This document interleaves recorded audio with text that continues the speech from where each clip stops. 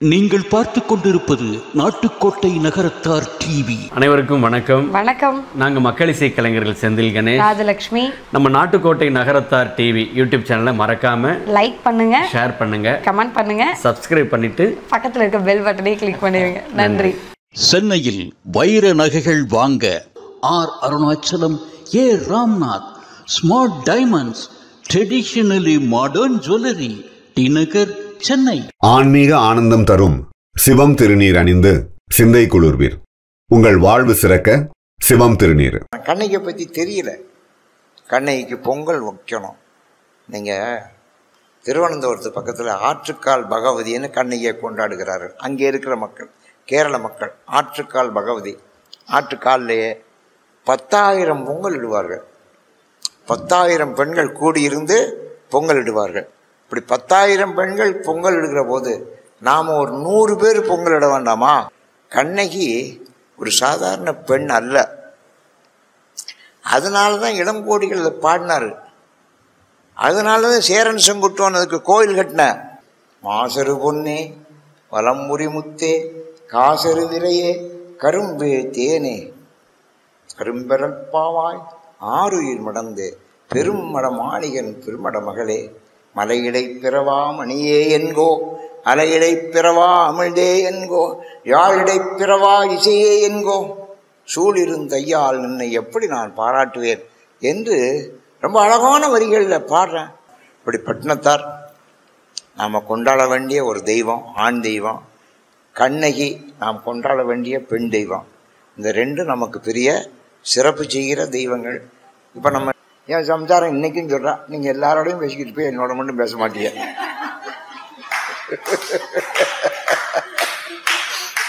இன்னைக்கும் சொல்லுவா.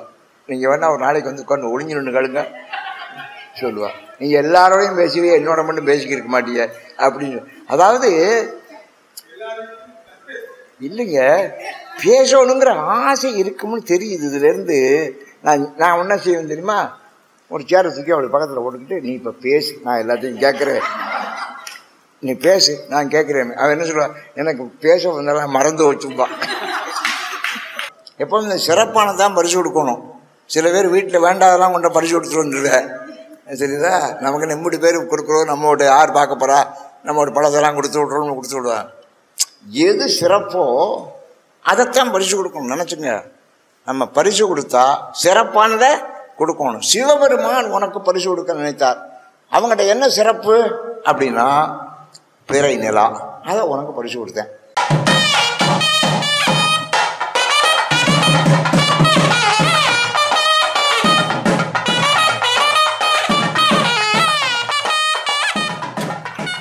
நம பார்வதி பதையே அரகர மகாதேவ.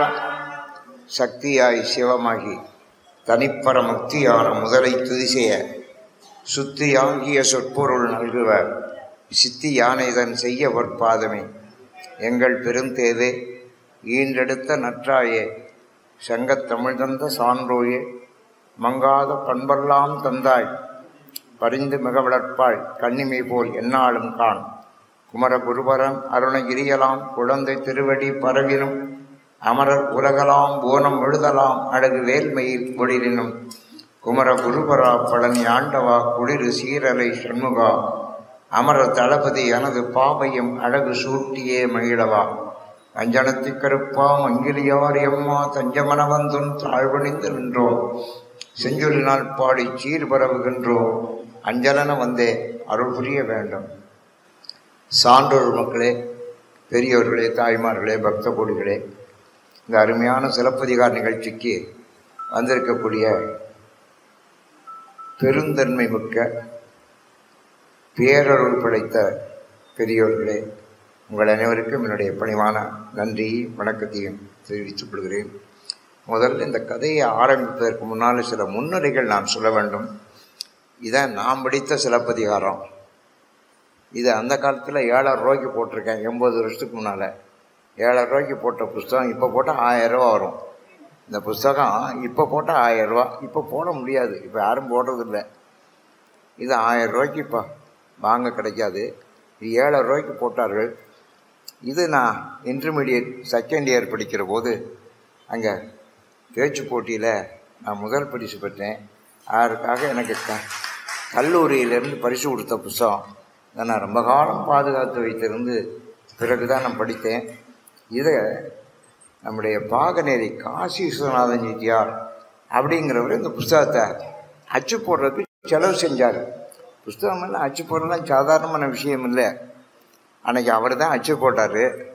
அச்சு போடுறதுன்னா உரை எழுதணுமே, பதவுரை, அரும்பத உரை ஆசிரியர்னு ஒருத்தர் பதவுரை எழுதியிருந்தார்.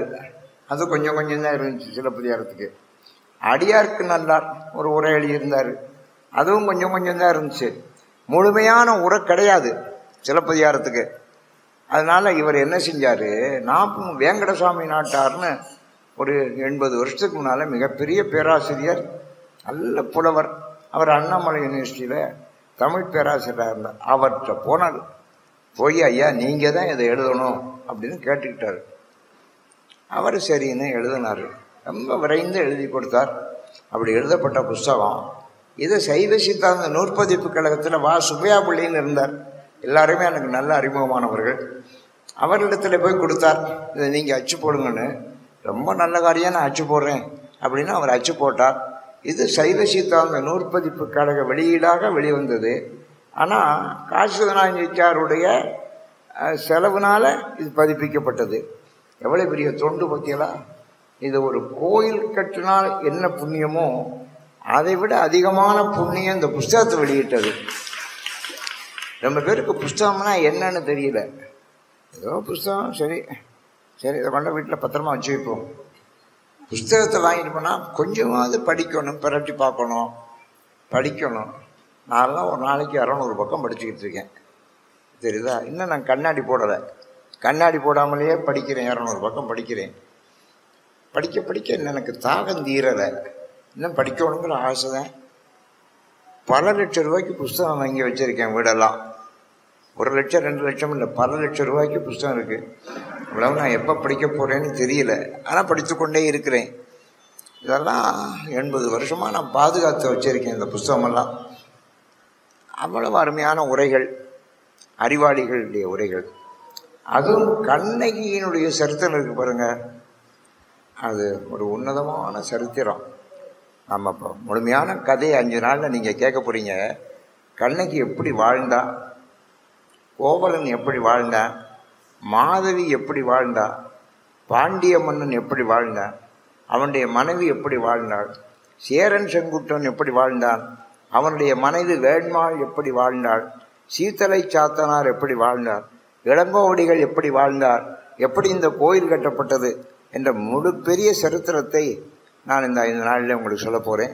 கடைசி நாள் அதை ஒரு கோயிலாகவே அமைத்து ஒரு கும்பாபிஷேகமாகவே செய்து விடுவோம் என்று நான் ஆட்சி மன்றத்தில் சொன்னேன்.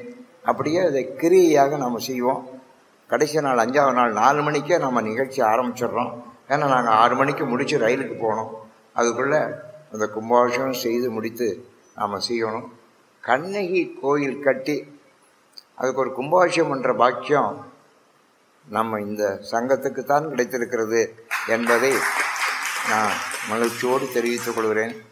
இப்போ நாம் பூம்புகாருக்கு போகிறோம். பூம்புகார்னா காவிரி பூம்பட்டினம், புகார்னா கடலில் புகிற இடம் புகார். இப்போ புகார்னா இந்த கோர்ட்டில் போய் போலீஸ் ஸ்டேஷனில் புகார் பண்ணுறான் பாருங்க, அதை சொல்லுவேன். அதை சொல்லலை. இது புகார்னா கடலோட இந்த ஆறு கலக்குது பாருங்க, அது புகுகிற இடம், அதான் புகார் என்று பெயர். அது பூம்புகார் என்று அதுக்கு பெயர் வைத்தது. காவிரி பூம்பட்டினம்.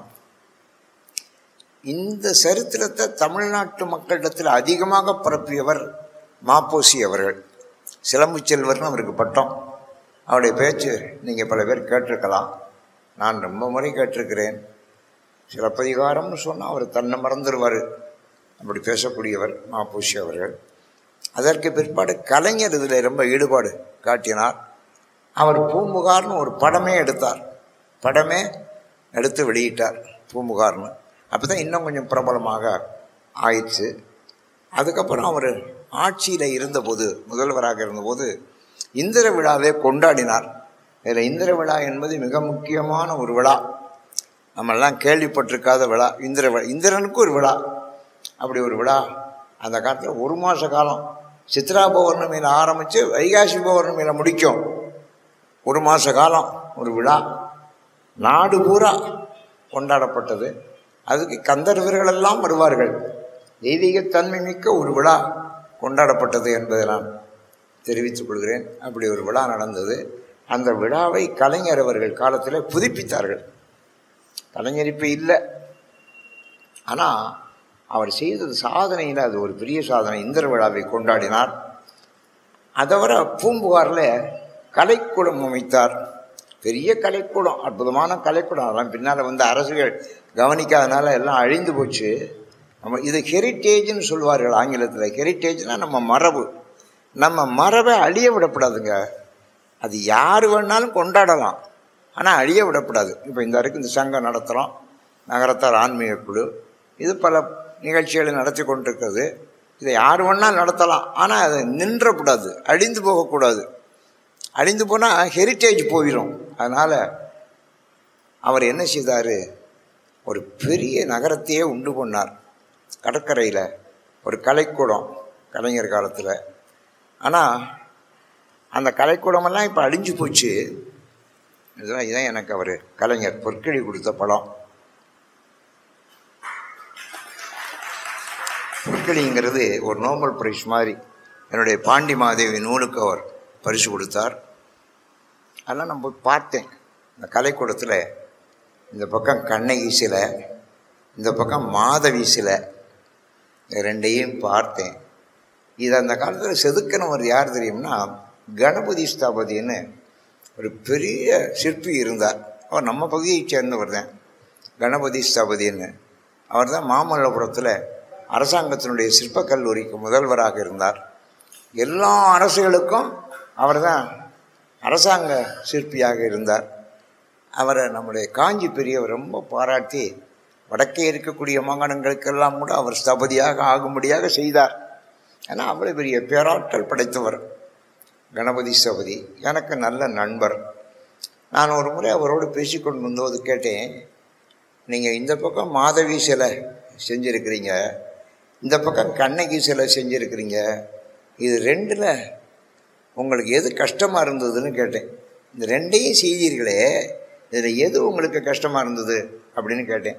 அவர் சொன்னார், எனக்கு கண்ணகி சிலையை நான் ரொம்ப எளிமையாக செய்துட்டேன். நீங்கள் சிலை செய்கிறோது எப்படி செய்வாங்க தெரியுமா? பெரிய கல்லை கொண்டாந்து போடுவாங்க, பெரிய கல் பாறாங்கல், அது அம்பாசமுத்திரத்துலேருந்து வரும் கருங்கல். அதை கொண்டாந்து போட்டு சுற்றி திரை கட்டிடுவா. சுற்றி திரை கட்டிட்டு அவர் மேலே உட்காந்துக்குவார். உள்ளே வந்து அந்த சிற்பம் செய்கிற கல்லுக்கு மேலே உட்காந்துருப்பார். உட்காந்துக்கிட்டு தேவையில்லாத கல்லையெல்லாம் வெட்டி தள்ளுவார். அதான் சிற்பம். தேவையில்லாத வெட்டணும், தேவையானதை வச்சுக்கணும். சில பேர் சிற்பம் செய்கிறோன்னு சொல்லி தேவையானதை வெட்டிவிடுவேன், மூக்கு இல்லாமல் வந்துடும், மூக்கை பிடிச்சி வெட்டிவிடுவேன், அப்புறம் அந்த கல்லே உபயோகப்படாது. அதனால் ரொம்ப பொறுப்பாக அது செய்ய வேண்டிய வேலை. நான் கண்ணகி சிலையை நல்லா செஞ்சுட்டேன், ஆனால் மாதவி சிலையில் தான் கஷ்டப்பட்டு போனேன்னாரு. என்ன கஷ்டம்னு கேட்டேன். கண்ணகிக்கு ரொம்ப ஆபரணங்கள் கிடையாது. ஏன்னா கண்ணகியினுடைய வாழ்க்கை, அவன் ஆரம்ப காலத்தில் கொஞ்சம் போட்டிருந்தா, அதுக்கு பிறகு கணவனை பிரிந்த பிற்பாடு அவள் ரொம்ப போட்டுக்கலை. அதனால் அவள் ரொம்ப ஆபரணம் இல்லாமல் தான் இருந்தாள். அதனால் என்னால் அது எளிமையாக அந்த சிற்பத்தை வடிக்க முடிந்தது. ஆனால் மாதவி உலகத்தில் இருக்க அவ்வளவு ஆபரணங்களையும் போட்டிருந்தா, ஏராளமான ஆபரணங்கள் போட்டிருந்தா. நானும் இந்த புஸ்தகத்தெல்லாம் படித்து சாஸ்திரப்படிக்கு அதையெல்லாம் செய்துட்டேன். அந்த ஆபரணங்கள் எல்லாம் செய்துட்டேன். செய்தாச்சுன்னா அதை போடணும். ஒரு ஆபரணம் செஞ்சுருக்கேன், இதை எங்கே போடுறதுன்னு எனக்கு தெரியலை. ஆபரணம் செஞ்சிட்டாரு, ஆனால் எங்கே போடுறது? உடம்புல தானே போடணும். உடம்புல மூக்கில் போட்டால் மூக்குத்தி, காதில் போட்டால் தோடு, கையில் போட்டால் வளையல், காலில் போட்டால் மிஞ்சி, கழுத்தில் போட்டால் சங்கிலி, இங்கே போட்டால் சுட்டி, இதெல்லாம் தெரியும். ஆனால் இதுக்கு மேலே பல ஆபரணங்கள் சொல்லப்பட்டு இருக்கின்றன மாதவிக்கு. அப்படி இருக்கிற அந்த ஆபரணங்களை நான் செஞ்சிட்டேன் சிற்ப சாஸ்திரம் படிக்க. அது எங்கே போடுறது, உடம்புல அந்த ஆபரணத்தை எங்கே போடுறதுன்னு எனக்கு தெரியல. ஆனால் ரொம்ப கஷ்டப்பட்டேன்னாரு. நான் சொன்னேன், இதுக்கு நீங்கள் இவ்வளோ கஷ்டப்பட்டுருக்க வேண்டாம், நீங்கள் எங்கள் செட்டிநாட்டுக்கு வந்து கேட்டிருந்தா நாங்கள் ரொம்ப அழகாக சொல்லியிருப்போம். இதையெல்லாம் எங்கே போடுறதுன்னு எங்கள் பொம்பளையில கேட்டால் எல்லாம் லாக்கரில் கொண்ட போடுறது. எல்லா ஆபரணத்தையும் எங்கே கொண்ட போடுறது, லாக்கரில் கொண்ட போடுறது. அவ்வளோதான். நம்ம நாட்டில் யாரும் இந்த ஆபரணங்களை போட்டுக்கிறது இல்லை. லாக்கரில் கொண்ட போட்டதோடு சரி, அதுக்கப்புறம் அந்த எடுக்கிறதே கிடையாது. ஏன்னா வர்ற போது அங்கே பேங்கு அடைச்சிருப்பேன், போகிற போது அடைச்சிருவேன், இதை எடுக்கவும் முடியாது போடவும் முடியாது. அதனால் அதை எடுக்கிறதும் இல்லை போடுறதும் இல்லை. நீங்கள் எங்கள் ஊருக்கு வந்திருந்தா எங்கள் பொம்பளையை சொல்லுவா அது எங்கே போடுறதுன்னு, லாக்கரில் போடுறோன்னு சொல்லுவாங்க. அதை விட்டு நீங்கள் இவ்வளோ கஷ்டப்பட்டுருக்க வேண்டாம் அப்படின்னு அவர் ரொம்ப ஆச்சரியப்பட்டார். அப்போ இந்த நகையெல்லாம் போட மாட்டாங்களா அவங்க ஊரில் என்ன கேட்குறாருங்க, இவ்வளோ நகையும் போட மாட்டாங்களா அவங்க பெண்கள்லாம் அப்படின்னு. நான் சொன்னேன், யாருமே போடுறதா தெரியலைங்க, போட்டால் அத்துக்கிட்டு போயிடுறேன், அது வேறு பிரச்சனையாக இருக்குது. அப்புறம் அதை எடுத்தார முடியல, போட முடியல, லாக்கரில் வச்சிடுறாங்க. அதனால் பல பிரச்சனைகளால் இப்போ யாரும் போடுறது இல்லைன்னு சொன்னேன். இல்லை நீங்கள் அவங்கள போட சொல்லுங்கன்னு சொன்னார் என்கிட்ட. கணபதி சகோதரி சொன்னார், அதை போட சொல்லுங்க. இல்லை அப்புறம் அவங்களுக்கே எங்கே போடுறதுன்னு தெரியாமல் போயிடும். ஆமாம், நாளாக அப்புறம் அது எங்கே போடுறதுங்கிறது சந்தேகம் வந்துடும். அதனால் அவர்களை போட சொல்லுங்கள் என்று சொன்னார். அப்படி அதை அந்த 2 சிற்பி அந்த கல் மேலே இருந்தே அடிக்கணுங்க, சுற்றி பாவாடை கட்டிடுவாங்க. அவருக்கு வெளி உலகம் தெரியாது, கற்பனையில் இயங்குவார். அவருக்கு கடவுள் சாட்சியாக அவர் சிற்பத்தை செதுக்குவார். ரொம்ப அழகாக செதுக்கியிருக்கார். நீங்கள் போய் பாருங்கள், பூம்புகாருக்கு போனால் பாருங்கள். அது ஒரு அற்புதமான கலைக்கூடம். கலைஞர் ரொம்ப விருப்பமாக செய்தது. கலைஞர் எனக்கு பொற்கிழி கொடுத்தார் என்பது மட்டுமல்ல, அவர் தேர்தலுக்கு நிற்கிற போது தொகுதி மாறி நிற்பார். அது அவருடைய குணம். ஜெயிப்பார். அவர் ஒரு தேர்தலையும் தோற்றதில்லை, ஏன்னா தொகுதி மாதிரி தான் நிற்பார். அப்போ இனி அடுத்த வர்ற தேர்தலில் எங்கே நிற்கிறதுன்னு முடிவு பண்ணார். காவிரி பூம்பட்டினத்தில் நிற்கிறதுன்னு முடிவு பண்ணார். காவிரி பூம்பட்டினத்தில் நிற்கிறதுனா நம்ம காவிரி பூம்பட்டினத்துக்கு ஏதாவது செய்யணும் அப்படின்னு முடிவு பண்ணார். அதுக்காக எவ்வளவு திட்டமிட்டு செய்திருக்கிற பாருங்க. அதனால் என்ன செய்தால், யார் நம்ம தஞ்சாவூர் ஜில்லாவில் டூரிஸ்ட் லைசன்ஸ் கேட்டாலும் ப்ரோக்ராமில் அவன் பூம்புகாரை சேர்க்கணும். அந்த ப்ரோக்ராமில் பூம்புகாரை சேர்க்கணும். சேர்க்கலைன்னா அவனுக்கு பர்மிட் கிடையாது அப்படின்னு வச்சார். அதனால் எல்லோரும் வருஷம் மாறி வந்து கொண்டே இருந்தது. ஜனங்கள் நிறைய வந்தார்கள், பார்த்தார்கள். இது மக்களுக்கு அவர் அறிமுகப்படுத்திய மிகப்பெரிய செய்தி. அதுக்கப்புறம் அந்த பூம்புகாரை எப்படி அறிமுகப்படுத்தினார் அப்படின்னா, இந்திர விழாவை கொண்டாடினார். அப்போ இந்திர விழா கொண்டாடுகிற போது நான் அவர் எனக்கு பரிசு கொடுத்தார், என்னோடு பழகினார் என்பது மட்டுமல்ல, அவரோடு நான் கட்சி தொடர்பெல்லாம் வைத்துக்கொள்ளலை. நான் விலகியே இருந்தேன். ஒரு முறை சொன்னாராம், தமிழ் குடிமகனிடத்தில், தமிழ் குடிமகனுடைய நல்ல நண்பர் அமைச்சராக இருந்தார். அவர் தான் இந்த வரலாற்றுத்துறைக்கு, தமிழ் இலக்கியத்துறைக்கு மந்திரி.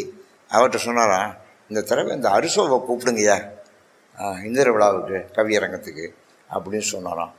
உடனே அவர் சரின்னு சொல்லி, ராமநாராயணன் தான் அந்த கலை மாமணி பட்டம் கொடுக்குற இலக்கத்துக்கு, அந்த சங்கத்துக்கு தலைவர், அவரை கூப்பிட்டு ராமநாராயண்கிட்ட இந்த மாதிரி கலைஞர் சொல்லியிருக்காரு, நீங்கள் அரிசோவை கூப்பிடுங்க அப்படின்னு சொல்லியிருக்காரு. ராமநாராயணன் என்னோட தொடர்பு கொண்டார். நீங்கள் தான் அதில் கலந்து கொள்ளணும் இந்திர விழாவில் அப்படின்னு. நான் சொல்லலாம், ஒரு 25 வருஷத்துக்கு முன்னால் நடந்தது. நான் சொன்னேன், திடீர்னு என்னை கூப்பிட்டுருக்குறீங்க, இவ்வளோ காலமாக என்னை கூப்பிட்டது இல்லையே, நீங்கள் நான் உங்களோட தொடர்புலேயே இல்லையே, இப்போ எப்படி கூப்பிட்டீங்க அப்படின்னு. இல்லைங்க, கலைஞர் தான் உங்கள் பேரை போட்டிருக்கிறாரு. இவர் தமிழ் குடிமகன் 5 பேர் பேரை எழுதி கொண்ட கவியரங்கத்தை கொடுத்தாராம். அதில் மேலே இருந்த பேரை அடிச்சுவிட்டு உங்கள் பேரை மேலே எழுதியிருக்காரு, கலைஞர் கைப்பட எழுதியிருக்கிறாரு. அது மட்டும் இல்லை, அவரை இந்த வருஷம் நீங்கள் கூப்பிடுங்க, மரியாதை பண்ண வேண்டும் என்று அவர் சொல்லியிருக்கிறார். ஆகையினால் உங்களுக்கு தமிழ் குடிமகனே பேசுவார் அப்படின்னு சொன்னார். அப்புறம் தமிழ் குடிமகன் பேசினார். சரின்னு நான் போனேன். அப்போ இந்த சிலம்புனே ஒரு ஹோட்டல் இருக்குது, ஸ்டார் ஹோட்டல் மாயவரத்தில். அது யார் கட்டியிருக்கா அப்படின்னா, இந்த கண்ணகிக்கு ஒரு கோயில் கட்டிய பெருமை தாசில் பண்ணை குடும்பத்திற்கு சேர்ந்ததாகும். தாசிர் பண்ணை குடும்பங்கிறது ஒரு பெரிய குடும்பம். எங்கேனா காவிரி மண்டலத்தில் கௌரி அம்மாள்னு ஒரு அம்மா இருந்தார்கள். இந்த கௌரி அம்மாள் இந்த கண்ணகிட்ட ரொம்ப பிரியம். பாருங்கள் யாராருக்கு எதில் பிரியம்னு. கண்ணகி பேரில் கௌரி அம்மாளுக்கு ரொம்ப பிரியம். அதனால கண்ணகி கோயில் நம்ம கட்டணும் அப்படின்னு புருஷன்கிட்ட சொல்ல கண்ணகி கோயில், அதுக்கு கண்ணகி கோட்டம்னு பேர், அப்படி கட்டினார்கள். அவர்களுக்கு பிறகு அவருடைய பையன் ராஜசேகரன்னு பேர் இப்போவும் இருக்கிறாரு. அவர் தான் தொடர்ந்து நடத்தினார். அவர்களெல்லாம் எனக்கு ரொம்ப வேண்டியவர்கள். அவர் தொடர்ந்து நடத்தக்கூடிய சந்தர்ப்பம் அவர்களுக்கு கிடைத்திருக்கிறது. அதனால் அந்த கோயிலை கட்டியவரும் நம்ம கணபதி ஸ்தபதி தான். தெரிஞ்சுங்க, கணபதி ஸ்தபதி தான் கட்டினார். நம்ம பட்டினத்தார் கோயில், நான் ஜெயலலிதா முதலமைச்சராக இருக்கும்போது அந்த அம்மாவுக்கு ஒரு கடிதம் எழுதினேன். அவர் இந்த கோயிலை நீங்கள் கட்ட வேண்டும், கும்பாபிஷேகம் செய்ய வேண்டும் என்று. அது படிச்சுட்டு சரி கட்டுங்கன்னு சொல்லிட்டுது. ஒரு நாள் புறப்பட்டு வந்தது. வந்து நம்ம கோயில் கட்டுவோம், இது யார் இப்போ கட்டிக்கிட்டு இருக்கா, நகரத்தார்கள், அதில் 4 பேர் கூட்ட சொல்லி நான் அந்த கர்ப்பகிரகம் மட்டும் கட்டுறேன் அப்படின்னு அந்த அம்மா சொன்னிச்சு. சரி என்று நம்ம நகரத்தார்கள் ஒப்புக்கொண்டார்கள். மறுநாளே பாலாலயம் பண்ணிட்டா. ஆனால் முதலமைச்சரில் இல்லைன்னா அதுக்கே 3 மாதம் ஆகும். மறுநாளே பாலாலயம் பண்ணிட்டாங்க. அது கட்ட ஏற்பாடு ஆயிடுச்சு. அப்போ அந்த அம்மா சொன்னாங்க நல்லா கட்டுங்கன்னு சொல்லி ஆர்டர் போட்டாங்க. கர்ப்பகிரகம் வேற கட்டி 12 அடிக்கு இந்த கட்டணம் வந்துருச்சுங்க. நான் ஒரு முறை வந்து பார்த்தேன். 12 அடிக்கு கர்ப்பகிரகம் வந்துருச்சு. நான் ரொம்ப சந்தோஷப்பட்டேன். நீ எப்போ கும்பாபிஷேகம் நடக்குன்னு கேட்டேன். இன்னும் 2-3 மாதத்தில் நடந்துடும் அப்படின்னு அந்த ஸ்தபதி சொன்னார். இதுக்கு இடையில் ஸ்தபதி கணபதி ஸ்தபதி வந்திருக்கிறாரு. வந்தவர் இந்த அம்மாவை போய் பார்த்துருக்காரு கோட்டையில். அந்த அம்மா சொன்னிச்சான், நீங்கள் வந்தது என்ன காரியமாக இருந்தாலும் அதை பற்றி அப்புறம் பேசுவோம். நீங்கள் முதல்ல போய் பட்டினத்தார் கோயிலில் போய் அங்கே கோயில் கட்டியிருக்காங்க அந்த கர்ப்பகிரகம், அதை நீங்கள் பார்த்துட்டு வாங்கன்னு சொல்லி அனுப்பிச்சிருச்சு. அவர் இங்கே வந்துட்டார். கர்ப்பகிரகத்தை பார்த்தா வெள்ளைக்கல்லில் கட்டியிருக்காங்க. அந்த கர்ப்பகிரகம் எப்படி கட்டியிருக்காங்க? வெள்ளைக்கல்லில் கட்டியிருக்காங்க. வெள்ளைக்கல்லில் கட்டப்படாதான். இந்த மாதிரி தெய்வத்திற்குரிய கோயிலெலாம் கருங்கல்லில் தான் கட்டணுமா. அதை வெள்ளைக்கல்லில் கட்டியிருக்காங்க. அவர் உடனே அந்த ஸ்தபதியை கூப்பிட்டு கேட்டுக்காரு, என்னப்பா ஏன் இப்படி கட்டியிருக்கேன்னு கேட்டாராம். அவர் சொன்னாராம், எங்களுக்கு இதான் உடனே கிடச்சிது, அதனால் நாங்கள் இதை வச்சு கட்டிட்டோம்னாராம். இவர் போய் அந்த அம்மாட்ட சொன்ன உடனே அந்த அம்மா சொன்னிச்சான், அப்போ அது ஆகாது. ஆமாங்க, அது ஆகாது. அப்போ என்ன செய்யணும்? இடிச்சிடணுமா? இடிச்சிடணும். மறுநாள் காலையில் இடிச்சு விட்டாங்க. அந்த அம்மா சொன்னிச்சு, மறுநாள் காலையில் இடிச்சு விட்டாங்க. 10 மாதம் கட்டினாங்க 17 பேர்த்துக்கு, ஒரே நாளில் இடிச்சு விட்டாங்க. நான் மறுநாள் போகிறேன், இடிச்சு கிடக்கு. இது என்னடா இது அப்படின்னு கேட்டேன். இதான் பட்டினத்தார், இதான் பட்டினத்தார் ராசிங்க. பட்டினத்தாருக்குன்னு ஒரு ராசி உண்டு, கண்ணகிக்குன்னு ஒரு ராசி உண்டு. இந்த கண்ணகி கதையை நம்ம சொல்லுவோம்னு 2 வருஷத்துக்கு முன்னாலே அறிவிச்சிட்டோம். நம்மளை சொல்ல விட்டு விதி நல்லா யோசிச்சு பாருங்கள். நம்மளை சொல்ல விடலையில் கொரோனா வந்து நம்மளை தள்ளி போட்டுச்சுல, அதான் விதி. தெரியுதா? அதான் ராசின்னு பேர். அப்படி பட்டினத்தார் ராசி அதை இடிச்சு போட்டாங்க. அப்புறம் திரும்பி அங்கே கணபதி ஸ்தபதி அவருடைய மகாபலிபுரத்திலேயே கல் எடுத்து அங்கேயே கட்டி அதை கொண்டு வந்து இங்கே அப்படியே பில்டப் பண்ணாங்க. அதுக்கு பேர் தான் பில்டிங்னு பேர். தெரியுதா? இப்படி கட்டி பிறகு நம்ம கும்பாபிஷேகம் நடந்ததை நாம் பார்க்குறோம். இப்படி பட்டினத்தார் நாம் கொண்டாட வேண்டிய ஒரு தெய்வம், ஆண் தெய்வம். கண்ணகி நாம் கொண்டாட வேண்டிய பெண் தெய்வம். இந்த 2 நமக்கு பெரிய சிறப்பு செய்கிற தெய்வங்கள். இப்போ நம்ம இந்த ஆடி மாதம் பட்டினத்தார் விழா காவிரி பண்டத்தில் நடக்க போகுது. அது 7ஆம் திருநாள் நடக்க அன்றைக்கி தான் தாயார் தகனம். ராத்திரி விடிய காலம் 4 மணிக்கு நான் பேசுவேன் கட்டத்தளத்தில். அன்னைக்கு தான் கண்ணகி அனுஷ நட்சத்திரம் வானத்துக்கு போனது. அதனால் 2 ஒரே நேரத்தில் நடக்கும். 2லையும் நான் பேசுவேன். காலையில் இங்கே பேசுவேன், மறுநாள் விடிய காலம் அங்கே பேசுவேன். இதெல்லாம் நீண்ட காலம் நடந்துக்கிட்டு இருந்தது. இப்போ 2 வருஷமாக எல்லாம் நின்று போச்சு. இந்த வருஷம் திரும்பி நடக்கப் போகிறது. அதனால் நீங்கள் அந்த நிகழ்ச்சிகளுக்கெல்லாம் வர வேண்டும் என்று கேட்டுக்கொள்கிறேன். பட்டினத்தார் விழாவுக்கு வருவாங்க, கண்ணகி விழாவுக்கு ரொம்ப வரமாட்டார். நம்ம மக்கள் 1000 பேர் வருவார்கள். 50 பேர் தான் கண்ணகி விழாவுக்கு வருவார்கள். ஏன், என்ன காரணம்? கண்ணகியை பற்றி தெரியல. கண்ணகிக்கு பொங்கல் வைக்கணும். நீங்கள் திருவனந்தபுரத்து பக்கத்தில் ஆற்றுக்கால் பகவதின்னு கண்ணகியை கொண்டாடுகிறார்கள். அங்கே இருக்கிற மக்கள், கேரள மக்கள். ஆற்றுக்கால் பகவதி, ஆற்றுக்கால்லையே 10,000 பொங்கல் இடுவார்கள். 10,000 பெண்கள் கூடியிருந்து பொங்கல் இடுவார்கள். இப்படி 10,000 பெண்கள் பொங்கல் இடுகிற போது நாம் ஒரு 100 பேர் பொங்கல் இட வேண்டாமா? அங்கே நம்ம ஜனங்கள் ஒரு 1000 பேர் வருவார்கள் காவிரி பண்ணத்துக்கு. எல்லாம் கையை வீசிக்கிட்டு வருவார்கள். நமக்கு என்ன கண்ணகிக்கு பொங்கல் அவளாக வச்சுக்குவா, நம்ம வைக்கணுங்கிறது இல்லை என்று. ஆனால் 2 ஆட்சி மட்டும் என்னுடைய பேச்சை கேட்டு வருஷா வருஷம் வீட்டிலேருந்து எல்லா பொருளும் கொண்டு வந்து பொங்கல் இடுவார்கள். நான் எதுக்காக அதெல்லாம் சொல்கிறேன்னா, அதனுடைய முக்கியத்துவத்தை நான் உணர வேண்டும். கண்ணகி ஒரு சாதாரண பெண் அல்ல. அதனால தான் இளங்கோடிகள் அதை பாடினார். அதனால தான் சேரன் செங்குட்டுவன் அதுக்கு கோயில் கட்டின. சேரன் செங்குட்டுவன் கோயில் கட்டுறான்னு சொன்னால் அவனுடைய சிறப்பு எப்படி பாருங்க. அவன் கல்லால் கோயில் கட்டினா, இளங்கோடிகள் சொல்லால் கோயில் கட்டினார். இது கண்ணகிக்கு கிடைத்த பெரும் பேர் என்பதை நான் தெரிவித்துக் கொள்கிறேன். இந்த கண்ணகியினுடைய கதையை நான் எத்தனை முறை தான் படிச்சிருப்பேன்னு எனக்கு சொல்ல தெரியாது. ஆனால் கண்ணகியெல்லாம் என்னுடைய நெஞ்சிலே இருக்கிறாள், என்னுடைய நெஞ்சிலே இருக்கிறாள். அதனால தான் நான் சொன்னேன், நாச்சே பண்ணிட்டேன், அவளுக்கு கோயிலுக்கு கும்பாபிஷேகமே பண்ணிடுவோம்ப்பா, நம்ம கோயில் மாதிரி ஒரு செட்டப் பண்ணி மேலே ஒரு கும்பம் வச்சு அபிஷேகமே பண்ணிடுவோம்ப்பா அப்படின்னு சொன்னேன்.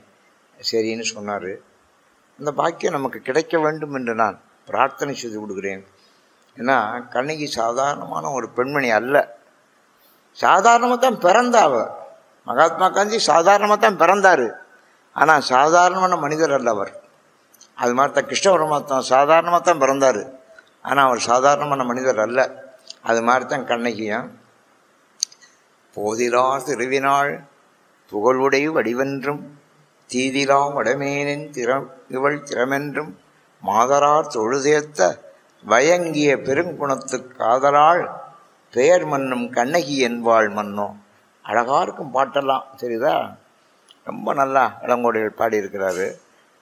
இது நம்ம நாட்டில் எந்த புராணம் எழுதினாலும் முதல்ல விநாயகர், முருகன் இவர்களுக்கெல்லாம் பாட்டு எழுதுவார்கள். இறைவணக்க பாட்டு எழுதுகிறார்கள். இப்போ நம்ம இறைவணக்கம் பாடுறோம்ல, அப்படி பாடுவார்கள். ஆனால் இளங்கோடிகள் யாருக்கு பாடினார் தெரியுமா? விநாயகர், முருகன், சிவருமான், பார்வதி அதெல்லாம் பாடலை. முதல்ல எடுத்த உடனே திங்களை போற்றுதும் திங்களை போற்றுதும் கொங்கலர் சார் சென்னை குளிர்வெண் குடை போன்று அங்கண் உலகளித்தலான், திங்களை நாம் வணங்குவோம் அப்படின்னு சொன்னோம். நம்ம பேர் என்ன சொன்ன, இவர் அடுத்த ஞாயிறு போற்றுதும் ஞாயிறு போற்றுதும்னு பண்ணார். ஒரு பையனை கேட்டேன், ஏன்டா ஞாயிறு போற்றுதும்னு எழுதியிருக்காரு? ஞாயிற்றுக்கிழமை தானே சார் நமக்கு ஹாலிடே, நமக்கு லீவு ஞாயிற்றுக்கிழமை தானே வருது, அதனால தான் ஞாயிறு போற்றுதும். அப்புறம் ஏன் திங்களை போற்றுணும்? ஞாயிற்றுக்கிழமை வந்தால் லீவுனா அப்புறம் திங்கக்கிழமையும் லீவ் விட்டுருவாள்ல, அதனால தான். அப்படி நம்ம பையன் அவனுடைய பார்வையில் சொல்கிற பதிலை நாம் பார்க்குறோம். திங்களை போற்றுதும்னாரு, அப்புறம் ஞாயிறு போற்றுதும்னாரு. ஏன்னா அவனுடைய திகிரி போல், திகிரின்னா சக்கரம், ஆக்ஞா சக்கரம். ஆக்ஞா சக்கரம்னா ஆணை சக்கரம். ஒரு ராஜா இருந்தான்னா அவனுடைய ஆணை சக்கரம் சுற்றி கொண்டே இருக்கணும், தெரியுதா? அது தூங்கக்கூடாது. அது மாதிரி இது பொற்கோட்டு மேறு வளம் தெரிதலால் அப்படின்னாரு. சரி, மாமழை போற்றுதும் மாமழை போற்றுதும் அப்படின்னாரு. மாமழைக்கு எவ்வளோ முக்கியத்துவம் இருக்குது பற்றிங்களா? மழையை நாம் வணங்குறோம். ஏன்னா அவன் அழிபோல் மேல் நின்று தான் சுரத்தலாம். சோழனுடைய கருணை மாதிரி மேலேருந்து கீழே பொழிகிறதுனால அதை வணங்குறோம். பூம்புகார் போற்றுதும் பூம்புகார் போற்றுதும் அப்படின்னாரு. அடுத்தது பூம்புகாரை நம்ம வணங்குவோம். ஏன்னா அவனுடைய குலத்தோடு ஓங்கி பறந்து ஒழுகலாம். சோழர் குலம் அங்கே தான் வாழுது. இப்போ நீங்கள் சோழர் குலத்தை வணங்கணும்னா பூம்புகாருக்கு போய் ஆகணும். பூம்புகாருக்கு போய் அந்த மண்ணை மிதித்து அதை வணங்கினாத்தான் நீங்கள் சோழர் குலத்தை வணங்கியதான் அர்த்தம். ஏன்னா அங்கே தான் சோழர் குலம் வாழ்ந்தது என்று நம்முடைய இளங்கோடிகள் பாடுகிறார். அதனால் அவர் முதல்ல பாடினது ஞாயிறு போற்றுதும் திங்களை போற்றுதும். எதுக்காக இப்படி இதையெல்லாம் பாடினார் அப்படின்னா, இதெல்லாம் சோழனோடு தொடர்புடையவை. சோழனோடு தொடர்புடையவை அவர் பாடுறாரு. அவர் ஒன்றும் தெய்வத்துக்கு விரோதி இல்லை. அதனால சில பேர் சொல்வார்கள், அவர் புரட்சிகரமாக தெய்வத்தை பாடாமல் இயற்கையை பாடியிருக்கிறார் அப்படின்னு ஒரு கருத்து சொல்வார். அதெல்லாம் தேவையில்லாத கருத்து. ஏன்னா தெய்வத்தை பாடாதவரில் அவர் எல்லா தெய்வத்தையும் பின்னால் பாடுறாரு, எல்லா தெய்வத்தையும் பாடுறாரு அவர். அதனால் அவருக்கு தெய்வத்தை பாடக்கூடாது என்பது அவருடைய கொள்கை இல்லை. அவர் ஏன் பாடுறாரு அப்படின்னா, எல்லாமே சோழனோடு தொடர்புடையது. ஏன்னா திங்கள் அவனுடைய வெண்கொற்ற குடை மாதிரி இருக்கான். திங்கள் எப்படி இருக்குதா? வெண்கொற்ற குடை மாதிரி இருக்கான். ஞாயிறு எப்படி இருக்குது? சோழனுடைய ஆக்ஞா சக்கரம் போல இருக்குது. மாமழை எப்படி இருக்குது? அவனுடைய கருணை மாதிரி இருக்கிறது. பூம்புகார் எப்படி இருக்கிறது? அவனுடைய குலத்தோடு ஓங்கி வாழக்கூடிய இடமாக இருக்கிறது. ஆகையினாலே தான் அவன் சோழரோடு தொடர்புடைய இந்த நாளையும் பாடின இளங்கோடிகள். அப்புறம் இப்போ நம்ம பூம்புகாருடைய சிறப்பு சொல்லியாச்சு. பூம்புகாரில் தான் கண்ணகி பிறக்க போகிறார். மாநாயகன் குலக்கொம்பர், மாநாயகன் குலக்கொம்பர். மாநாயகன் ஒருத்தன், ஒரு வணிகன் மாநாயகன். நாகன், நாயகன், நாகன், நாகப்பன் எல்லாம் இப்போ இருக்க பேர். அந்த காலத்தில் நாயகன் வரும், மாநாயகன். ரொம்ப உயர்ந்த குடும்பத்தை பிறந்துவேன். நாயகன்கிறது நாகன்னு வரும், நாகன்கிறது தான் பிறகு நாகப்பன்னு வருது பேர், தெரியுதா? மாநாயகன் குலக்கொம்பர் பிறந்தார். ஈராறாண்டு அகவையாள். அவருக்கு இப்போ என்ன வயசு? 12 வயசு. ஈராறாண்டு அகவையாள். போதிலார் திருவினாள். அவள் எப்படி இருக்கலாம்? போதுன்னா தாமரை மலர், தாமரை மலரில் உட்கார்ந்துருக்காள் மகாலட்சுமி, அது மாதிரி இருக்கலாம் அவள். போதிலார் திருவினாள் புகழுடைய வடிவென்றும். அவருடைய அழகு இருக்கு பாருங்க, வடிவம், அது மகாலட்சுமி மாதிரி வடிவம். இப்போ நம்ம எவ்வளவு படத்தை நீங்கள் பார்த்தாலும் மகாலட்சுமி வடிவம் நம்ம ஈர்க்கிற மாதிரி எதுவும் இருக்காது.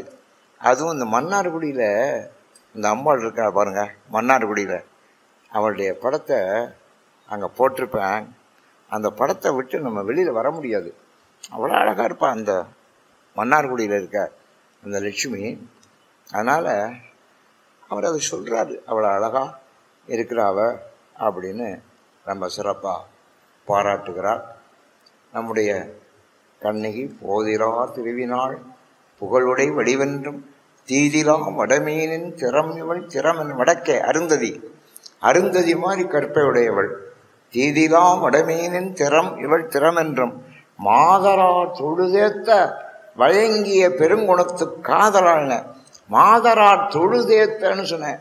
ஏன் மாதரார் தொழுதேத்தன்னு சொன்னா, மாதர்கள் சாமானியமாக யாரையும் பெருமையாக சொல்லிட மாட்டா, அது தெரிஞ்சுங்க. அந்த பிள்ளை ரொம்ப அழகாக இருக்குல்ல அப்படின்றா, இவன் என்ன அழகாக இருக்கா அப்படின்பா. என்ன நீங்கள் யாரையும் அழகாக இருக்குன்னு சொன்னால் ஒத்துக்க மாட்டாங்க. ஆனால் மாதரார் தொழுது, பெண்களெல்லாம் தொழுது அவளை வணங்கினார்களாம். ஏன்? அவள் ஒருத்தி தான் அவ்வளோ அழகாக இருந்தாளாம், மகாலட்சுமி மாதிரி. மாதரார் தொழுதேத்த வயங்கிய பெருங்குணத்து காதலாள் பேர் மன்னும் கண்ணகி என்பாள் மன்னோ. அவளுடைய பேர் கண்ணகி. சரி, அதே ஊரில் மாசாத்துவாணின்னு ஒருத்தர் இருந்தேன். மாசாத்துவான்னு அதான் சாத்தப்பண்ணு சொல்கிற பாருங்க. இப்போ நம்ம சாத்தப்பண்ணு சொல்கிறோம்னா அந்த காலத்தில் மாசாத்துவான். அவனுடைய மகன் மாசாத்து வாணிகன் மகனை ஆகின்னு சொல்லுவாவ. அவனுக்கு 28 ஆண்டு அகவையான். அவன் 16 வயசு.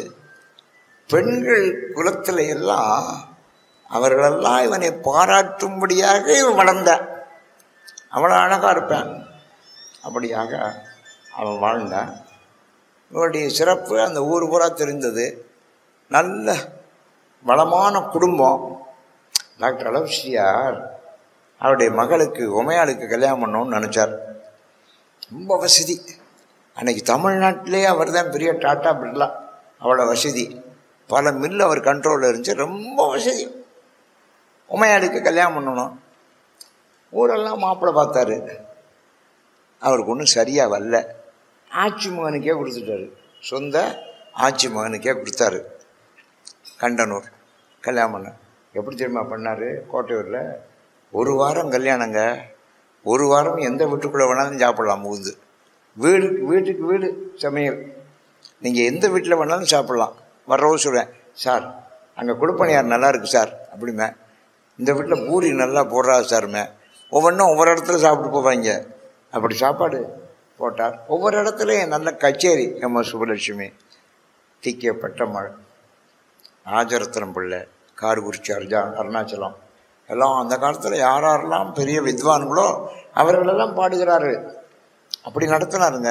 அப்புறம் என்ன செஞ்சார்? தங்கம் வெள்ளி இதையெல்லாம் பாராக உருட்டி வச்சார். பார்க்கலாம் எல்லாரும். தங்கத்தையும் வெள்ளியும் பாராக உருட்டி மகளுக்கு வச்சவர் ஒருத்தர் தான், வேறு யாரும் வைக்கலை. அப்படியெல்லாம் கல்யாணம் பண்ணார். அப்படித்தான் இப்போ நம்ம கண்ணைக்கும் கோவலனுக்கும் கல்யாணம் நடக்க போகுது. ஏன்னா அவ்வளோ பெரிய குடும்பம், செல்வ குடும்பம், ரெண்டுமே செல்வ குடும்பம். யானை எருத்தத்து மேலேறி மாநகர்க்கு ஈந்தார் மனம்னு. யானை இப்போ நம்மெல்லாம் நம்ம வீட்டில் என்ன பழக்கம் இருக்குன்னா, கல்யாணம் சொல்கிறதுன்னு ஒரு பழக்கம் இருக்குது. யாருக்காவது தெரியுதா இதில்? இப்போ கல்யாணம் சொல்கிறதுன்னு பழக்கம் என்னென்னா, ஒரு பையன் கையில் இடுப்பில் ஒரு மாமப்பட்டை கட்டி ஒருத்தர் விளக்கு எடுத்துக்கிட்டு ராத்திரி இருட்டின உடனே பக்கத்து வீட்டுக்கெல்லாம் போவாங்க. அதெல்லாம் இப்போ நடக்குதான்னு தெரியல.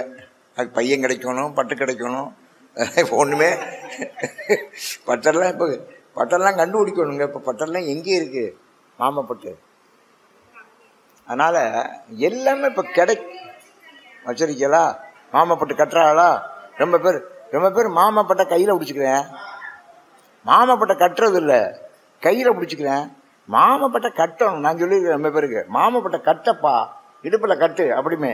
மாமப்பட்டை கட்டணும், அதான் அடையாளம். மாமன்கிறதுக்கு அடையாளம் மாமப்பட்டு தான், சிவப்பு பட்டு. அதை கட்டுவார். அதை கட்டிக்கிட்டு இந்த பையன் ராத்திரி 7 மணிக்கு விளக்கு ஒருத்தர் எடுத்துவாங்க, ஒருத்தர் சங்கு ஊதி இருப்பவாங்க. ஒவ்வொரு வீட்டுக்கு முன்னால் நின்று கல்யாணம் சொல்கிற வீட்டுக்கெல்லாம் சரிதானா கேட்பேன். கல்யாணம் சொல்கிற வீட்டுக்கெல்லாம் சரிதானோ? அங்கே இருக்க சரிதான் அப்படின்னு சொல்லவும் செய்வாங்க. அவங்க வீட்டுக்கு எப்படி வேணாம் போகிறான், நமக்கு என்ன அப்படின்னு அவங்க வீட்டுக்கு பதில் சொல்லாமல் இருந்தாலும் இருப்பார், நமக்கு என்ன அப்படி. இப்போ இந்த இங்கே சிலப்பதிகாரம் நடக்குது, அவர் பாட்டுக்கு நடத்திட்டு போகிறார், நமக்கு என்ன. சிலப்பதிகாரம் நடத்தினா, சிந்தாமணி நடத்தினா, நமக்கு எதை வேணால் நடத்திட்டு போகிறார் அப்படின்னாலும் இருக்காங்க. இல்லைன்னா இந்த சிலப்பதிகாரம்லாம் கேட்க முடியுமா? இந்த ஊரில் வந்து நான் சொல்கிறேன் அப்படின்னு யாரும் வர்றாங்களா? இது வரைக்கும் வந்திருக்காளா? யோசிச்சு பாருங்கள். சிலப்பதிகாரம்னா சொல்கிறதுக்கெல்லாம் ஆள் இல்லைங்க. அது மாதிரி கல்யாணம் சொல்கிற வீட்டுக்கெல்லாம் சரிதானா அப்படின்னு கேட்பான் இந்த பையன். அப்போ சில பேர் வீட்டுக்குள்ளே இருந்து எல்லாம் சரிதான் அப்படிம்பாருங்க. இதெல்லாம் இந்த காலத்தில் பழக்கம். கல்யாணம் வீட்டு சொல்லணும், கல்யாணம் சொல்லணும். நீங்கள்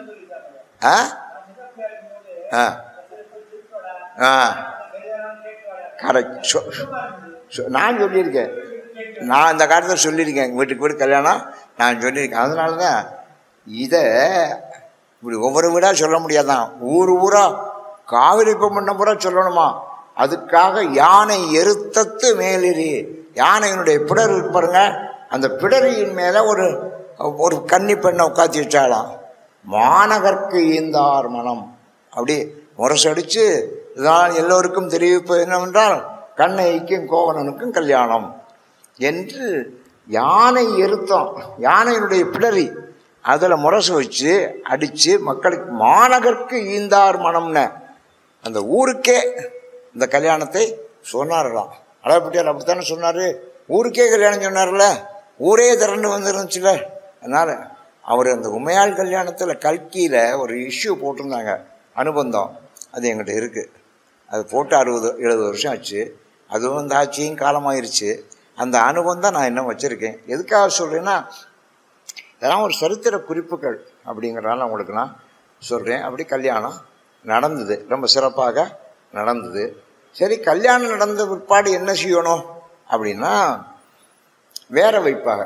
இப்போ நம்ம அது இவர் கூட நல்லா சொன்னார், வேற வைப்பாங்க அப்படி. வேற வைக்கிறனா தெரியுமா? அவங்கள வேறையா வைக்கணும். கல்யாணம் பண்ணியாச்சுன்னா வீட்டோட வச்சுக்கிறது இல்லை நம்மளோட பழக்கம். எவ்வளோ ஒத்த பிள்ளையாக இருந்தாலும் வீட்டோட வச்சுக்க மாட்டா. இப்போ நான்லாம் புள்ள வந்தவன் தானே இந்த ஓட்டில். நான் இன்டர்மீடியட் ஃபஸ்ட் இயர் தான் படிச்சுக்கிட்டு இருந்தேன், தெரியுதா? Intermediate first year. கல்யாணம் எனக்கு 17 வயசில் கல்யாணம் பண்ணியாச்சு. நான் சாப்பாட்டுக்கு என்ன பண்ணுறது? எனக்கு ஒன்றும் வேலை கிடையாது, சம்பளம் கிடையாது. எங்களை தனியாக வச்சுட்டா எங்கள் ஆத்தா. அதெல்லாம் வேற வைக்கணும்டா அப்படின்றா. ஏம்மா வேற வச்சா இப்போ சாப்பாட்டுக்கு என்ன பண்ணுறது? அதுவும் மாமியா வீட்டிலேருந்து எதாவது வரும், அதை சாப்பிட்டுக்க. மாமியா வீட்டிலேருந்து வரும், அதை சாப்பிட்டுக்க அப்படின்றா. என் மாமியா வீட்டிலேருந்து வந்தத்தையும் சாப்பாடு. இப்படி ஒரு கட்டம் எங்களுக்கு ஏற்பட்டு என் மாமியா ஒரு நாள் சொன்னிச்சு, இது என்னால் சும்மா சாப்பாடு போட்டு கொண்டுக்கிட்டு வந்து கொடுக்க முடியாது, நீ என்ன வேணாலும் பண்ணுங்கன்னு அந்த ஆட்சி போட்டு போயிடுச்சு. இதெல்லாம் நடந்ததுங்க. மாநகர்க்கு ஈந்தார் மனம்ங்கிற மாதிரி வேற வைக்கிறது. மனையறம் படுத்த காதை, அது ஒரு காதைங்க. மனையறம் படுத்த காதை. மனையினுடைய தர்மம் என்னன்னு தெரியணும், இல்லறத்தினுடைய தர்மம் நமக்கு தெரியணும். அது மனையறம் படுத்தாதான் அவனுடைய கஷ்ட நஷ்டங்கள் தெரியும். அதுக்காக மனையறம் படுத்தார்கள். எப்படி? தனி வீடு வச்சாச்சு. அப்போ அவங்களுக்கு என்ன வேலை அப்படின்னா, விருந்தினர் விருந்து எதிர் கோடலும் இழந்த எண்ணெய் அப்படின்பா. விருந்தர் வரவேற்கணும், அறவோர்க்களித்தலும் அந்தணர் ஓம்பலும் துறவோர்க்கு எதிர்தலும் தொல்லோர் சிறப்பின் விருந்தெதிர் கோடலும் இழந்த எண்ணெய்ன்னு சொல்லுவாள். அறவோர்க்களித்தலும், அறவோர்கள் வருவார்கள், அவங்களுக்கு கொடுக்கணும். அந்தணர் ஓம்பலும், அந்தணர்கள் வருவார்கள், அவர்களை பாதுகாக்கணும். அறவோர்க்களித்தலும் அந்தணர் ஓம்பலும் துறவோர்க்கு எதிர்தலும், துறவிகள் வருவாங்க, அவர்களை வரவேற்று உபசாரம் பண்ணணும். தொல்லோர் சிறப்பின் விருந்தெதிர் கோடலும், விருந்தினர்கள் வருவார்கள், அவர்கள் நம்ம எதிர்பார்த்து வரவேற்று உபசாரம் பண்ணணும். இதெல்லாம் தான் மனையறம் எடுத்த காதை. இதையெல்லாம் நம்ம செய்யணும். இப்போ மனையறம் எடுத்ததுன்னு சொல்லி வேற வச்சாச்சுன்னா பொண்டாட்டி சொல்கிறா, நீங்கள் போகிறது ஹோட்டலில் சாப்பிட்டு வர்றது எனக்கு ஒரு பாக்கெட் வாங்கிட்டாங்க, முடிஞ்சு வச்சு. இதான் மனையறம் எடுத்த காதை. நீங்கள் ஹோட்டலில் சாப்பிட்ருங்க.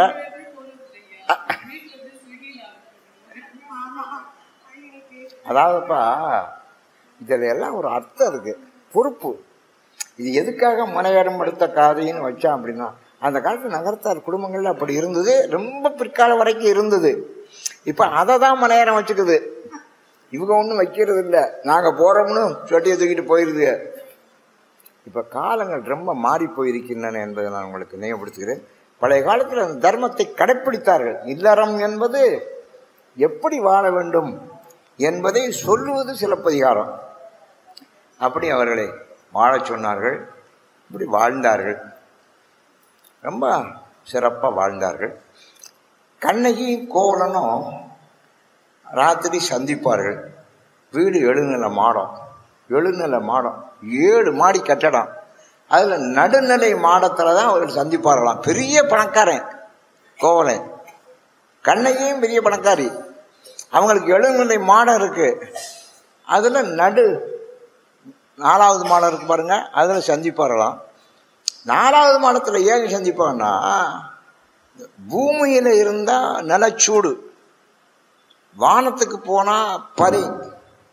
இப்போ 7வது மாடத்துக்கு போனால் பனி கொட்டும்.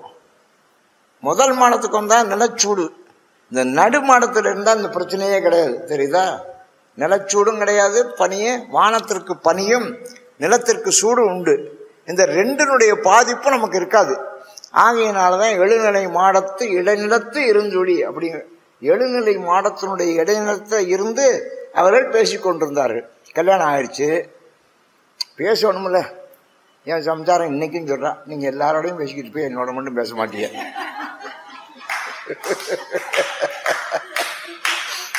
இன்னைக்கும் சொல்லுவா. நீங்கள் வேணா ஒரு நாளைக்கு வந்து உட்காந்து ஒளிஞ்சு நின்று கழுங்க சொல்லுவா. நீங்கள் எல்லாரோடையும் பேசுவே, என்னோட மட்டும் பேசிக்கிருக்க மாட்டீங்க அப்படின்னு. அதாவது இல்லைங்க, பேசணுங்கிற ஆசை இருக்கும்னு தெரியுது. இதுலேருந்து நான் என்ன செய்வேன் தெரியுமா? ஒரு சேரை தூக்கி அவளுக்கு பக்கத்தில் போட்டுக்கிட்டு, நீ இப்போ பேசு, நான் எல்லாத்தையும் கேட்குறேன், நீ பேசு, நான் கேட்குறேன். அவன் என்ன சொல்லுவான், எனக்கு பேச வந்தாலும் மறந்து வச்சுப்பா.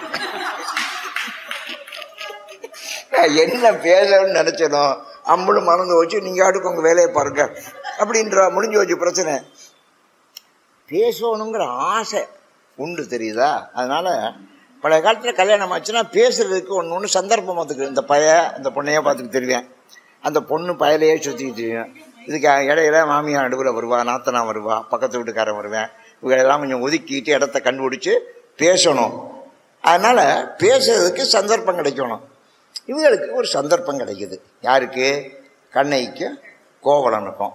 எழுநிலை மாடத்து இடைநிலத்து இருந்துடி. அங்கே நல்லா கவனிக்கிறீங்களா எல்லாரும்? எழுநிலை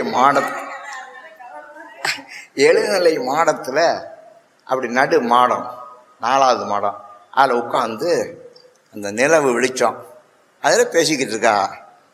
என்ன பேசுகிறாங்க? குறியாக்கட்டுரை அப்படின்னு சொல்கிறேன், அப்புறம் உளவாக்கட்டுரைன்னு 2 சொல்கிறேன். உளவாக்கட்டுரை, குறியாக்கட்டுரை. அப்படி இவன் பேசுனதுக்கு கட்டுரைனா கட்டி உரைக்கிறது. அவன் குறியாக்கட்டுரைன்னா குறிக்கலை, அவனா ஸ்பான்டேனியஸாக பேசுகிறேன், தெரியுதா? அதுக்கு பேர் குறியாக்கட்டுரை. உளவாக்கட்டுரைன்னா என்ன? அது யாரும் எழுதி அது உலவி அதை சொல்லலை. இப்போ ஒரு பையன் சினிமாவுக்கு போனேன், அது ஒரு புரட்சி நடிகர் நடிக்கிற படம். அதை போய் பார்க்குறேன். அவன் என்ன செய்கிறான்? அவன் கையில் விலங்கு மாட்டி கொண்டாந்து ராஜாவுக்கு முன்னாடி நிறுத்துறான், புரட்சிக்காரனை. அவன் கேட்குறேன், குற்றம் என்ன செய்தேன் கொற்றவனே, குற்றம் என்ன செய்தேன் அப்படின்னு கேட்குறேன். குற்றம் என்ன செய்தேன் கொற்றவனே, குற்றம் என்ன செய்தேன் அப்படின்னா. இதே இந்த கேட்டேன், மனப்பாடம் ஆகி போச்சு. இந்த பள்ளிக்கூடத்து பயலுக்கு 8ஆம் கிளாஸ் படிக்கிறது. வீட்டுக்கு வந்தேன். இவன் 2வது ஆட்டத்துக்கு போயிட்டேன். எங்கள் அப்பா எங்கே பையனார்? அவன் சினிமாவுக்கு 2வது ஆட்டத்துக்கு போயிட்டேன் அப்படின்னு அம்மா போட்டு கொடுத்துச்சு. உடனே அவருக்கு ரொம்ப இந்த வரட்டும், என்ன பண்ணுறேன் பாரு அப்படின்னு முடிச்சுக்கிட்டே இருக்காரு. அவன் வந்தேன். முடிச்ச அவரு எந்திரிச்சு உட்காந்தாரு. இங்கே வாடா அப்படின்னாரு. வந்தேன். உட்காரா. உட்காந்தேன். எங்கடா போனேன்? சினிமாவுக்கு போனேன். எந்த ஆட்டத்துக்குடா போனேன்? 2வது ஆட்டத்துக்கு போனேன். எதுக்குடா போனேன்? சினிமா பார்க்க போனேன். யாரை கேட்டுறா போனேன்? நான் இதுக்கெல்லாம் யாரை கேட்டு போகணும்? அவன் அந்த படத்தில் அப்படித்தானே பேசினேன், வீரம். நீ யாரை கேட்டு போனேன்? அவன் சொன்னேன், நான் யாரை கேட்டு போகணும்? அவருக்கு ரொம்ப கோவம் வந்துச்சு. ஏன்டா எதுத்தா பேசுகிற அப்படின்னு ஒரு கொட்டு வச்சார் அவனை. உடனே குற்றம் என்ன செய்தேன் கொற்றவனே, குற்றம் என்ன செய்தேன் கொற்றவனேன்னு. அங்கே கொற்றவனேன்னு பேசுனால, கொற்றவனேன்னு என்ன அர்த்தம்? ராஜாவேன்னு அர்த்தம். ராஜாவே நான் என்ன தப்பு பண்ணேன்னு அங்கே பேசுனேன். இங்கே என்ன செய்கிறான்? குற்றம் என்ன செய்தேன் கொற்றவனே. அவன் கொற்றானான். குற்றம் என்ன செய்தேன் கொற்றவனே அப்படின்னா. அப்பச்சி கேட்டார், என்னடா நீ வசனம் பேசுகிற? இதெல்லாம் அதில் பேசுகிறேன். மறுநாள் அவர் போயிட்டார் சினிமாவுக்கு. ஓ, இப்படிலாம் இருக்கா வசனம் அப்படின்னு. அதனால் இது உலவும் கட்டுரை. குற்றம் என்ன செய்தேன் கொற்றவனேன்னு அங்கே சொல்லப்பட்டிருக்கு. அதை கொஞ்சம் மாற்றி இங்கே பயன்படுத்துகிற மாதிரி இது உலவுது. எங்கேயோ யாராலையோ எழுதப்பட்டது இன்னொரு இடத்துல உலவினால் அதுக்கு பேர் உலவும் கட்டுரைன்னு பேர். இவன் சொல்கிற கட்டுரையெல்லாம் உலவா கட்டுரை அப்படின்னா என்ன அர்த்தம்? அவனே எழுதுனது தெரியுதா? இப்போ சினிமாவில் எழுதுனதெல்லாம் பேசுகிறானே, அதெல்லாம் பேசுகிறவன் எழுதுனது இல்லை, யாரோ ஒருத்தன் எழுதுனதை அவன் பேசுகிறான். ஆனால் இப்போ இளங்கோடிகள் என்ன சொல்கிறாரு? நம்முடைய கோவலன் பேசுகிறது பூரா உளவாக்கட்டுரை. யாரும் எழுதி அவன் பேசலை, அதை மனப்பாடம் பண்ணி குறித்து வைத்து கொண்டு பேசலை. உளவாக்கட்டுரை பலவாராட்டிங்கிறாரு. பலமுறை அவன் பேசியிருக்கான். அவளோட பேசுகிறவெல்லாம் பழசே பேசக்கூடாது. சில பேர் அதே தான் பேசுவேன், தெரியுதா? அதனால் புதுசு புதுசாக பேசணும்.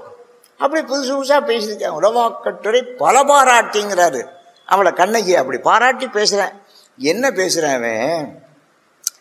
கண்ணகி உன்னை எப்படி பாராட்டுறதுன்னே எனக்கு தெரியலை.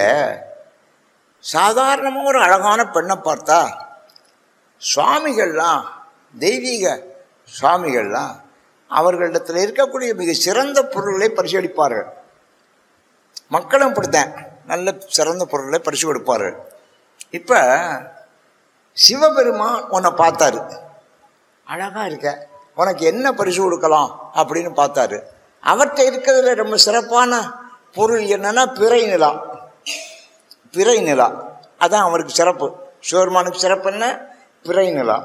எப்போவும் இந்த சிறப்பானதான் பரிசு கொடுக்கணும். சில பேர் வீட்டில் வேண்டாதெல்லாம் கொண்ட பரிசு கொடுத்துட்டு வந்துடுவேன். சரிதா? நமக்கு நம்படி பேர் கொடுக்குறோம், நம்மோட யார் பார்க்க போகிறா, நம்மோட பழசெல்லாம் கொடுத்து விட்றோம்னு கொடுத்து விடுவாங்க.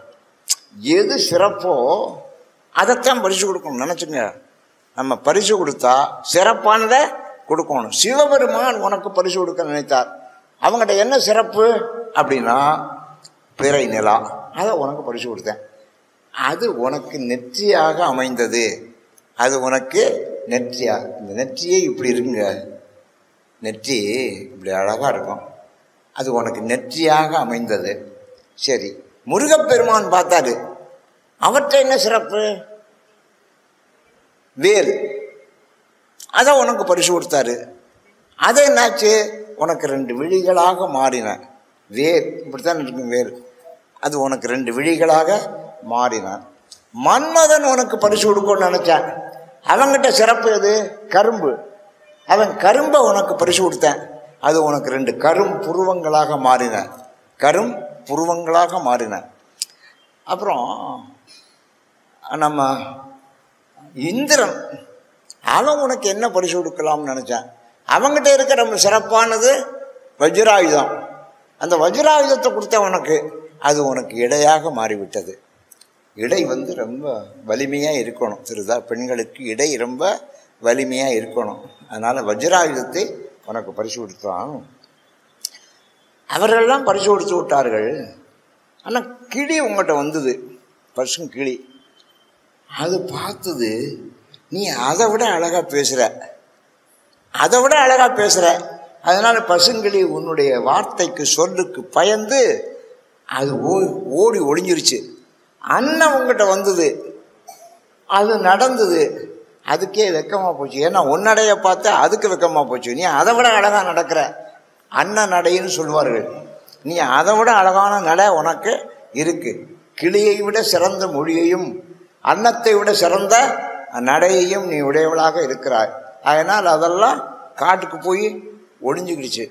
மாசரு பொன்னே, வலம்புரி முத்தே, காசரு விரையே, கரும்பே தேனே, கரும்பெறல் பாவாய், ஆறுயிர் மடந்தே, பெரும் மட மாளிகன் பெருமட மகளே, மலையிடை பிறவா மணியே என்கோ, அலையிடை பிறவா அமிழ்தே என்கோ, யாழிடை பிறவா இசையே என்கோ, சூழிருந்தையால் நின்னை எப்படி நான் பாராட்டுவேன் என்று ரொம்ப அழகான வரிகளில் பாடுறேன், பேசுகிறேன். ஆனால் எவ்வளவுக்கும் அவள் பாத்திரமாக இருக்கா.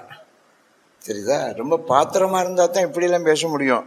இப்படியெல்லாம் பாத்திரம் இல்லைன்னா நம்ம பேசுகிறோமா, நீங்கள் பேசாமல் போங்க, எனக்கு தூக்கம் வருது அப்படின்ட்டுருவா. தெரியுதா? இவ்வளவு பாத்திரமாக இல்லாத ஒரு பெண்ணை நம்ம பேசணும்னு வச்சுங்க, அவன் என்ன சொல்லுவா, உங்களுக்கு பைத்தியத்தை பிடிச்சி வச்சா போக பேச, போய் தூங்குங்க, நானும் தூங்கணும், நாளைக்கு பார்த்துக்கோ அப்படின்ட்டுருவா. அப்படி வசனங்க, அப்படி வசனம். மலையிடை பிறவா மணியே என்கும். மணி வாங்க, மணி எங்கே பிறக்கும்? மலையில் தானே பிறக்கும். மணி வேணும்னா நீங்கள் மலைக்கு போகணும். தெரியுதா? மலையில் தான் மணி பிறக்கும். நீ அங்கே மலையிடை பிறவா மணியே என், நீ காவிரி புண்ணத்தில் பிறந்திருக்க, நீ மலையில் பிறந்த. அனை மலையிடை பிறவா மணியே என்கோ, அலையிடை பிறவா அமிழ்தே என்கோ. நீ அலையில், கடலில் தானே அமிழ்து பிறக்கும், நீ கடலில் பிறந்த. அலையிடை பிறவா அமிழ்தே என்கோ, யாழிடை பிறவா இசையே என்கோ. யாழில் தான் இசை பிறக்கும். நீ யாழில் பிறந்த இசையா? எவ்வளோ அழகாக பேசுகிற. யாழிடை பிறவா இசையே என்கோ, தாடிரும் கூந்தல் கையால். தாடிரும் கூந்தல்லாம் அப்படி கூந்தல் அப்படி கீழே தர வரைக்கும் இருக்குது. தாடிரும் கூந்தல் கையால் நின்னை என்று உலவாக்கட்டுரை பலபாராட்டி.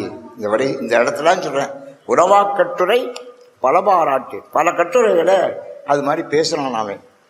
அதை கேட்க அவன் ரொம்ப சந்தோஷப்பட்டான். அப்போ கண்ணகியினுடைய வடிவம் எப்படி, அதை வர்ணிக்கிற கோவனுடைய திறமை எப்படி பாருங்கள்.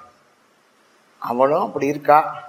நீங்கள் சில கோயிலில் சுவாமி விக்கிரகமும் அப்படி இருக்கும், அதுக்கு அபிஷேகம் பண்ணி அந்த ஐயர் அப்படி அலங்காரம் பண்ணுவார், பார்த்துக்கிட்டே இருக்கலாம். சுவாமி விக்கிரகம் அப்படி இருக்கணும், இருந்தால் தான் அவர் செய்கிற அலங்காரம் சிறக்கும். அதே மாதிரி அவன் ஒரு விக்கிரகம் மாதிரி இருந்தா, அதுக்கு இவர் ஒரு அர்ச்சகன் மாதிரி இருந்தேன். அதனால் இப்படி ஒரு அழகாவெல்லாம் அவனால் பேச முடிந்தது. அந்த பேச்சுக்கெல்லாம் பொருத்தமாக அவள் இருந்தா. அப்படியாக அவருடைய அந்த வாழ்க்கை சிறப்பாக அமைந்தது.